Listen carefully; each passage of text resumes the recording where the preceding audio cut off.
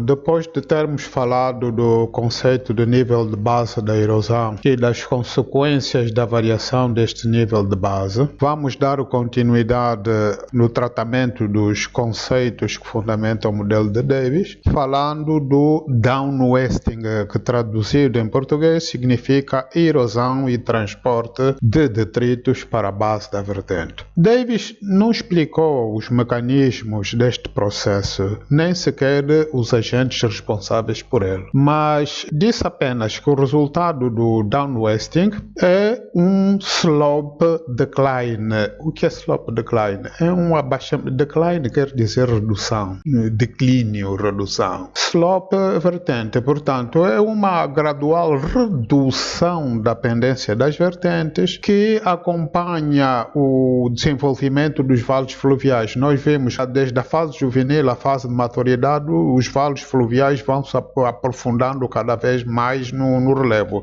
incidem o relevo, tornando-se cada vez mais profundos.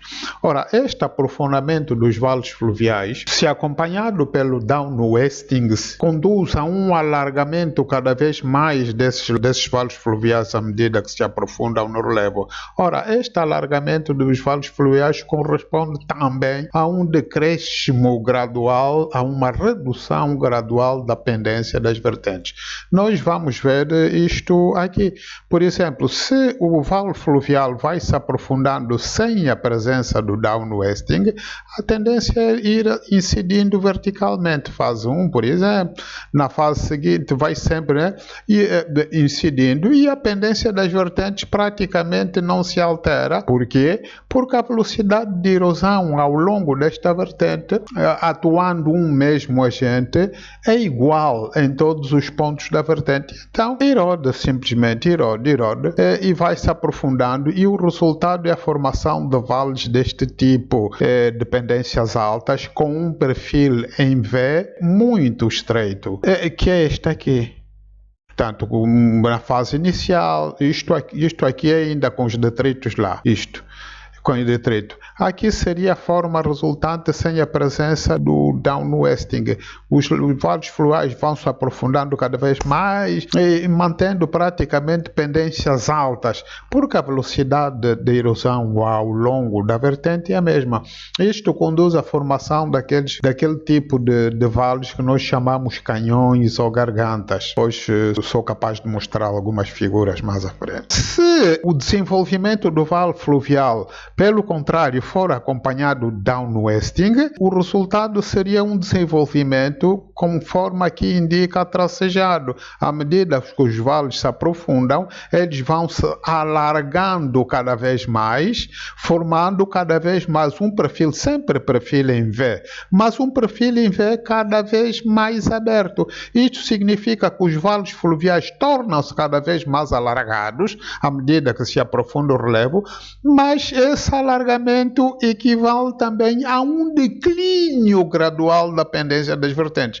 Aqui a vertente é alta, aqui à medida que se vai, portanto, aprofundando, as vertentes vão se alargando, portanto, os vales vão se alargando e as vertentes vão se tornando cada vez menos pendentes.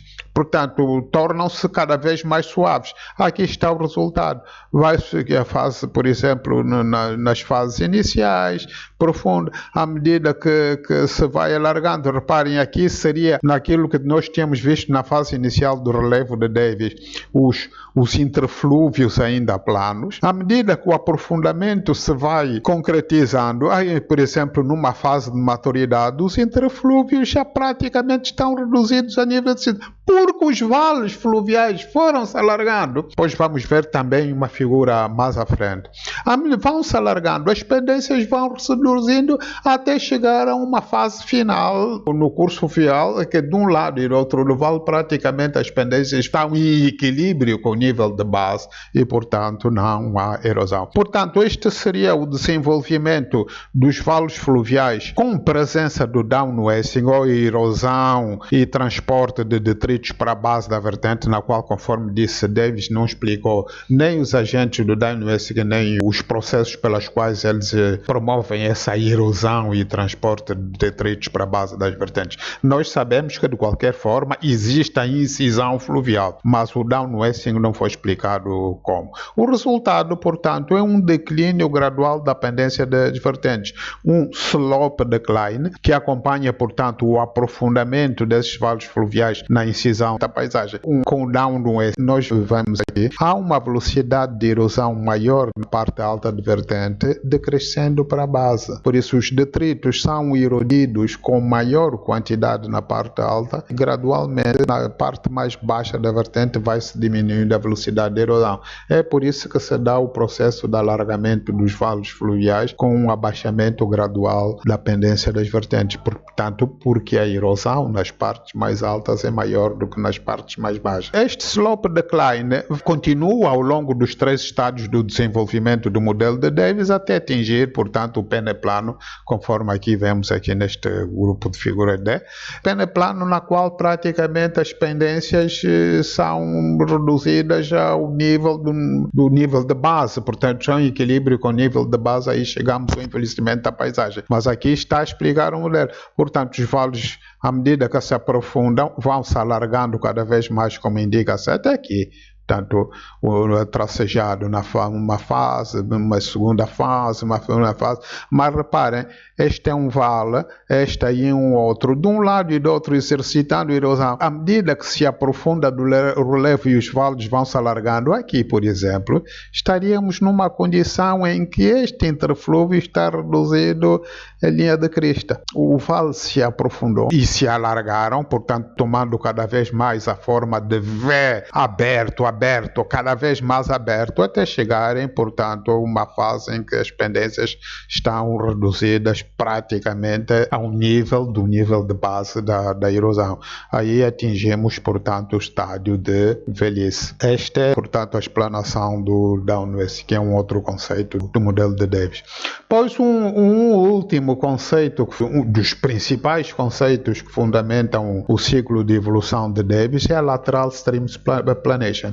Nós vimos que na fase final os rios que se formam é de tipo meandro, esses têm baixa energia e velocidades também de corrente muito baixas. Portanto, nestas condições, carga real e carga limite é igual. O rio tende a não erodir nem transportar materiais. Mas reparem bem que o canal de meandros tende a migrar lateralmente, erode nas margens internas, deposita na margem externa e assim fazendo vai migrando lateralmente. Ao migrar, promove a planação. É isto que Davis chama de lateral stream planation. A planação lateral exercitada pelas correntes de água ao longo das margens do rio. Portanto, é um dos últimos conceitos que nós iríamos tratar.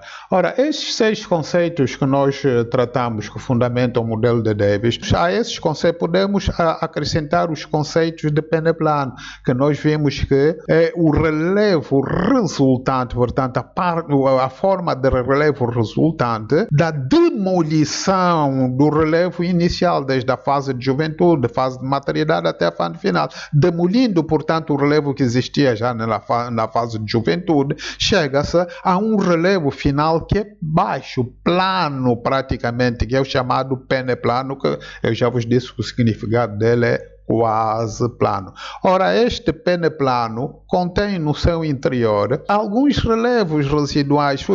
Quando se diz relevo residual, quer dizer um resíduo do relevo que existia antes, que testemunha que antes existia grande. Este é chamado monadnock. Monadnock. São os relevos residuais que, se vocês se recordam, são circundados por vales fluviais de tipo meandro. Além desses conceitos, peneplano, monadnock e os 6 que nós nos referimos, há um outro conceito importante que é o de ciclos de rejuvenescimento e envelhecimento da paisagem.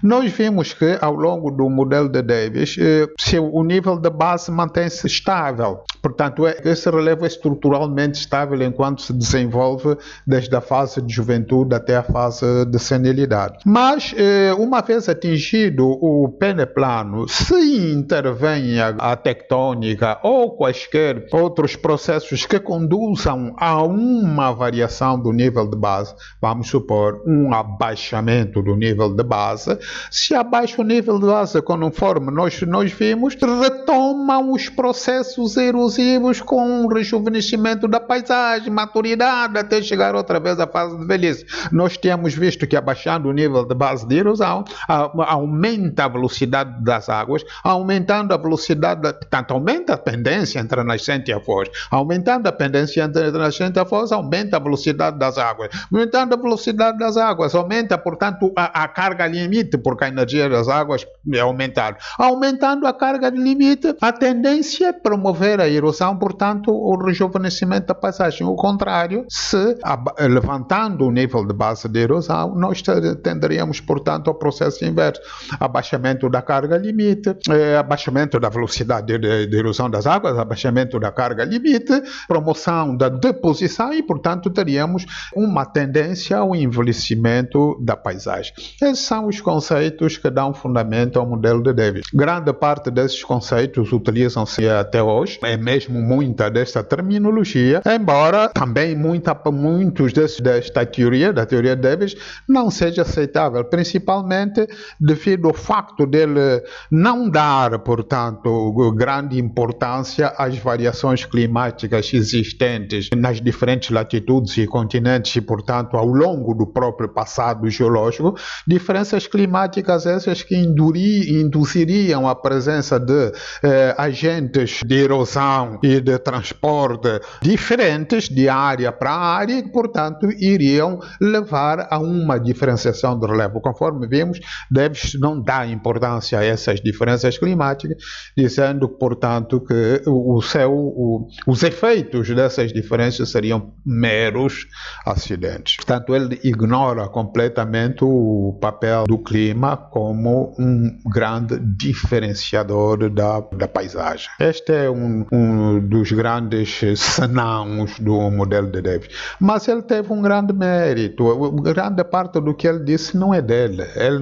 Não foi ele que formulou primeiro. Quem tinha formulado ele teve simplesmente um mérito. Qual é esse mérito? O de ter fornecido pela primeira vez uma síntese de conhecimentos geomorfológicos do tempo dele. Mas, seja como for, é um grande mérito. Obrigado. Passaremos depois ao modelo de Penck. Você, mais uma vez, obrigado a parar, que é para reiniciar daqui a bocado, porque o file está a ficar pesado. Obrigado.